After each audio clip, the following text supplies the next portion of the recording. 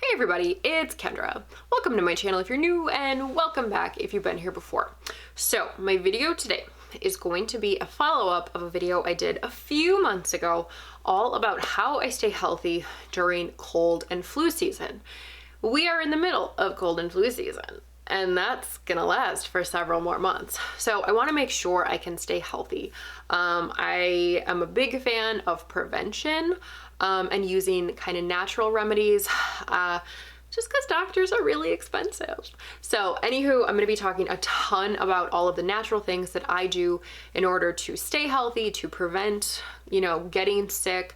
And then also I do have a few things I wanna talk about that I have found that work really, really, really well if I do get sick, if I do get like specific conditions, and what I use to treat those things. So anyway, before we get into it, I do just want to remind you that I am not a doctor. I am not a medical professional. I am someone on YouTube talking about what I do for myself. I have done lots of research and I have decided that these are things that are okay for me. But please, before you do any of these things, do your own research, maybe talk to a doctor, make decisions for yourself. Just take what I'm saying with a grain of salt. Anywho, with that said, let's get into it. So I know in my other video, I did talk about elderberries. I know I had mentioned making an elderberry, rosehip, and hibiscus tea, which I still do, but I feel like I've figured out a few other things for elderberries and for rosehips and hibiscus that I love even more. So first things first, I love to buy bulk organic elderberries. So I've got my cool hipster mason jar of dried elderberries here. They smell so yummy. Just this like really nice sort of sweetness. They're lovely. I like to buy bulk organic elderberries from the brand Frontier Co-op. They have really, really good products, and I generally have been buying them off of VitaCost. Now, if you do go to buy bulk elderberries now, you may have some trouble sourcing them. I was really trying to buy bulk elderberries maybe 3 or 4 weeks ago, and they were sold out like everywhere. I had such a hard time finding them. But now they do seem to be back in stock. So when they went back in stock, I ordered like 5 pounds of them, just so I would have them. So I have a recipe that I will link below. I've got a whole bunch of different recipes that I will be linking in the description bar. These are the recipes I use for all of my homemade concoctions and syrups. So I have a recipe. Basically, you cook a bunch of elderberries with water, strain it out, and add some honey. So that's a super, super simple elderberry syrup, and it's delicious. The one I recently made, I added in hibiscus, dried hibiscus, and dried rose hips. Oh my gosh, elderberries with these two things, it's so good because you got the sweetness from the elderberries. The rose hips and the hibiscus really add a nice punch of tartness to it, but then you add in some honey so it's palatable. It's super, super, super good. Now, with both of these syrups, with elderberry, rosehip, and hibiscus, and then just plain elderberry syrup, I like to take 1 tablespoon a day for prevention. If I actually do get sick, then I like to go 1 to 3 tablespoons a day to just kind of kill that stuff. So I will either take this like as a shot, just, my husband and I will have our daily syrup, so cheers, like santé, kick it back. We'll either just take it like that, or I'll just put a little bit of this into a mug, put some hot water, and just drink it like that. Super, super delicious. And I feel like since I've been doing this, my immune system is just getting so much stronger, and I'm not getting sick from stupid little bugs. Also, before I get too into like products and things with elderberries, I want to actually talk about elderberries and what they do. So what I understand about the elderberry, it has a compound in it, apparently. I'm like not a scientist, and, this is what I understand. It has a compound in it that basically goes into your body, and it kind of like surrounds the cell so that viruses, like the flu virus, can't get into the cell. And if the flu virus can't get into the cell, it can't like duplicate and, create this problem. So then your body just kind of says, okay, well, sorry, we're getting rid of you. So that's how I believe it works. I did a class maybe 3 or 4 weeks ago about the immune system.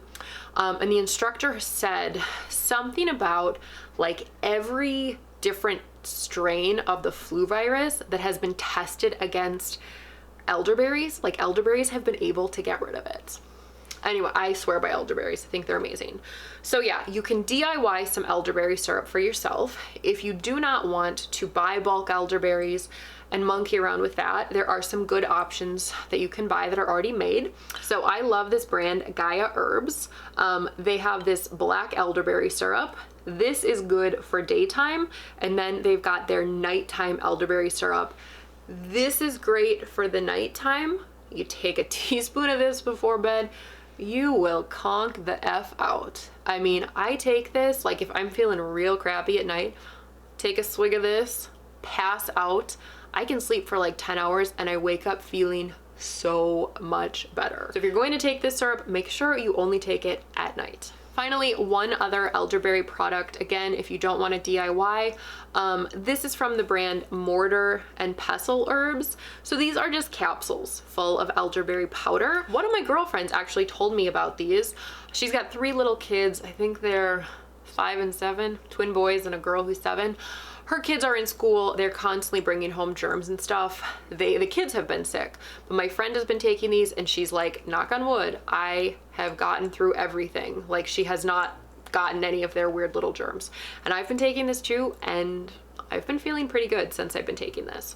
So I did order this off of Amazon. I generally try not to order too many supplements or like things I'm gonna ingest from Amazon, just because I've heard horror stories about it. But that one I felt okay with. Okay, I think that is everything with the elderberries. Next, we're gonna move on to lemon and ginger. So this is a super easy recipe I found off of the Bon Appetit website. This is their lemon ginger brew. It is delicious. Basically, you grind up a bunch of ginger in a food processor, you know, or you could just dice it up. That's fine too. If you don't have a food processor, put it into a pot with some water, let it cook down, strain out the ginger, add some fresh lemon juice, add some maple syrup. You put a little bit of this in a cup with some hot water. It is so, so, so good. And actually, what I have been doing recently is mixing this with my elderberry syrup, put a couple, like a tablespoon of each into a mug, hot water. Oh, it's so good. So good for your immune system, for just strengthening your body. And they're both delicious. All right, next I want to talk about oil of oregano. And this was one thing I did forget to mention in my video I did last time. So again, from Gaia, I always have a bottle of oil of oregano capsules. If I'm starting to feel sick, I will pop one of these, you know, usually in the morning, and then a little bit later. I have to be careful with oil of oregano because if I take 2 at a time, I will feel very strange. Like it's very, very, very potent. I feel like if I take this, I got to do 1 pretty early in the morning and 1 a bit later in the evening. I really need to space these apart. I find that if I don't, my tummy can be kind of funky. You can burp up a lot of oregano. And I know there was at least once that I took 2 and it gave me a really, really weird headache. So I have to be careful when I use oil of oregano, but this is great. When you start to feel a little bit sick, like you pop this, you will take care of it in a couple days. All right, and then right in line with oil of oregano, I love thyme. So I've got my big jar of dried organic thyme here. I really like to just take, you know, 2 or 3 tablespoons of dried thyme, put it in, like we've got a stainless steel French press, pretty big one. I like to just put this in there, put some hot water over it, let it do its thing for 20 minutes, drink that. Thyme has a lot of like antibacterial, antimicrobial properties, just like oil of oregano. Oil of oregano has a lot of antioxidants, antimicrobial, antibacterial properties. Thyme is very, very similar. So I like to just do it like this, make a nice tisane. Or I made a syrup. I actually just recently found a recipe for thyme syrup. So this is basically like a lot of dried thyme. I think it was like 2 or 3 ounces of dried thyme, but that actually ends up being like at least a cup of thyme. To put this in a pot with some water, just really let it do its thing, let it really cook down, and then I added honey. this is delicious. Oh, so, so good. So again, just like my other syrups, I mean, you could just take a shot of it or you could mix it with hot water. Also, this kind of goes without saying, but I do want to just say it. You know, if you are taking any sort of prescription medications or other supplements, do your research before adding in herbs, because you know what? Herbs are plants and they have very strong compounds in them. So make sure that, you know, you're not gonna have any weird, funky interactions. So I'm just, you know, I'm here to talk about my experience and what I like, but I want you to do your own research and figure out what is right for you based on your body, based on like what conditions you're dealing with, your own physiology, and also any types of medications that you may be taking. Okay, next we have medicinal mushrooms, which I love, and I have talked about medicinal mushrooms on here before. Now, the two that I love for the immune system are chaga and turkey tail. These are the two that I've been taking a ton recently, and I feel like they're really, really helping me to just stay healthy, like to not pick up any of these weird bugs. All right, so chaga is basically a parasitic mushroom. I think it's technically a mushroom, but I feel like there might be some other word I'm forgetting. It's basically this parasitic thing that grows on the birch tree. So the birch tree has a lot of really good properties. I think it's like betulinic acid. I think that's it. But there's some compound in birch trees that's very, very medicinal. So the chaga that's growing on there is like sucking out all of the good stuff from the birch tree. So then, you know, if you get chaga and you consume it yourself, you're getting all the stuff and it's just, you know, it's just helping. So anywho, you've got several different options for chaga. So, I mean, you can go out in the woods and you can climb a birch tree and like chop it down. I've never done that. But you could, but then I think you have to dry it and process it and whatever. Or you could buy different forms of it. So I have some chunks. So this is what chaga looks like. You know, it's kind of dark on the outside and then kind of like a brightish orangey brown on the inside. So if you can find chunks like this, what I like to do is put one of these in a thermos and then pour boiling water over it and let it steep for a couple hours. Like with these big chunks, you really want to let it do its thing for a while. But the nice thing about these chunks though is that you can use them over and over and over. So yeah, I paid $7 for this small bag of chaga, but you're gonna get a lot of uses out of it. So if you get chunks of chaga, don't throw them away after your first use. A couple more options for chaga to, you know, make your own concoctions. So you can get chaga that's kind of ground up like this, or you can get, you know, kind of finely powdered chaga. This is quite fine. For these two, I like to just put them in hot water. This stuff I generally, you know, you're ingesting the powder, so you're probably not going to use this a second time because there's probably not going to be too much left. With these little granules, I will reuse these a couple times as well. And then finally, if you want something super quick and easy that you can, you know, take on the go with you, I've got a couple tinctures. I've got a chaga tincture and a turkey tail tincture. So they are from this brand Wild Kingdom. So that's the chaga and this is the turkey tail. So these were actually sent to me. So Wild Kingdom sent me these two along with two other ones. But I'm only going to talk about these today because they are great for the immune system and dealing with colds. So the way I like to take these is to just take a dropper full. You could put it under your tongue. You could just, you know, that's what it looks like. The chaga is kind of like a darker brown.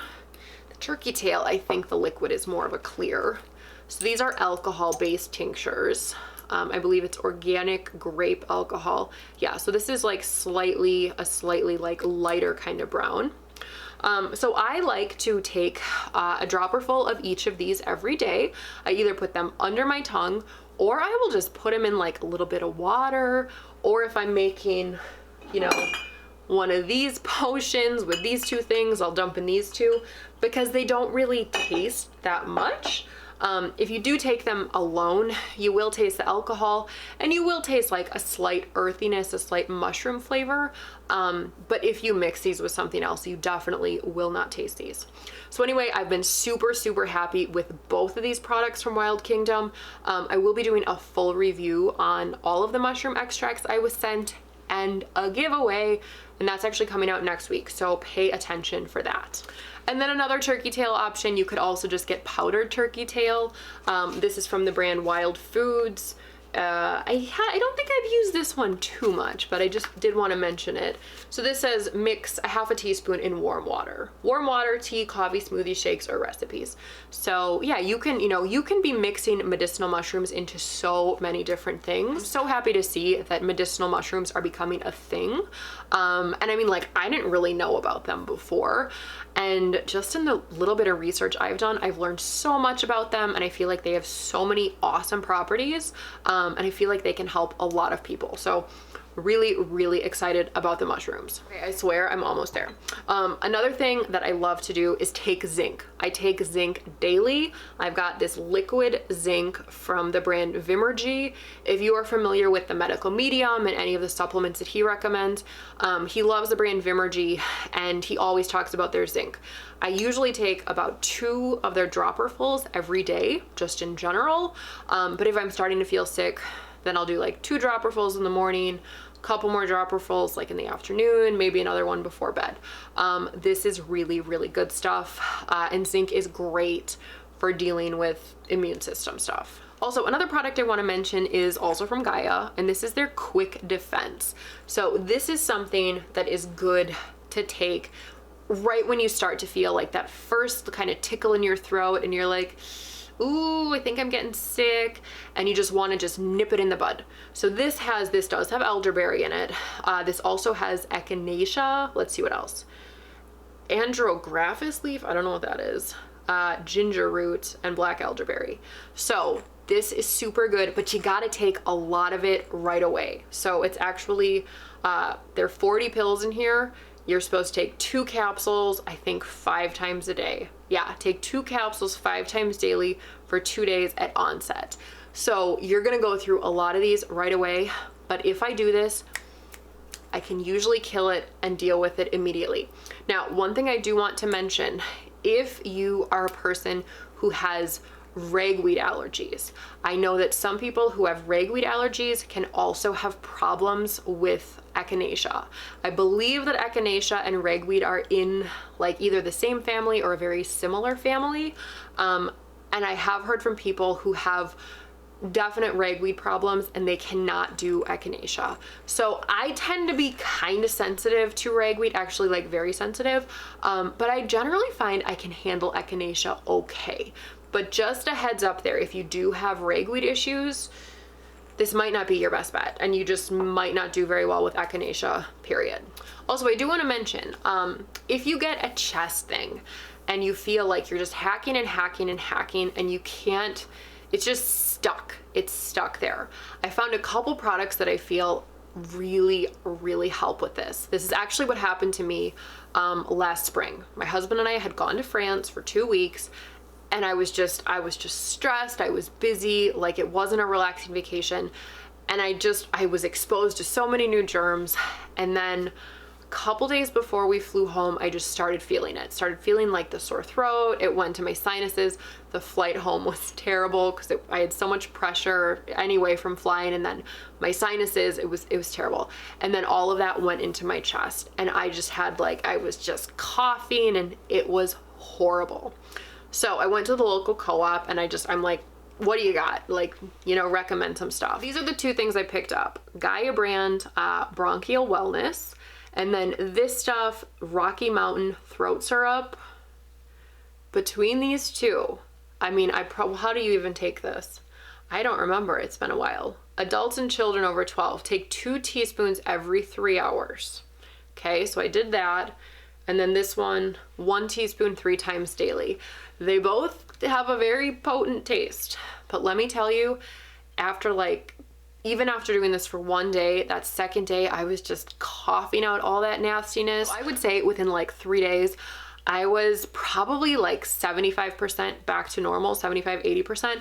Felt so good. So if you are, if you do have a chest thing, I love these. I thought these were both super helpful. Let's see. I think that's kind of everything.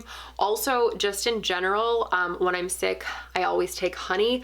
And if I'm like sick and kind of feeling it, I love Manuka Honey. Manuka Honey is super antibacterial, has antimicrobial properties. Manuka has so many amazing health benefits. So if I'm feeling sick, this is the type of honey I'm going to be consuming to just get back to normal. All right, so I think that's everything. I'm sure that I'm forgetting something, much like I did during my last cold and flu video.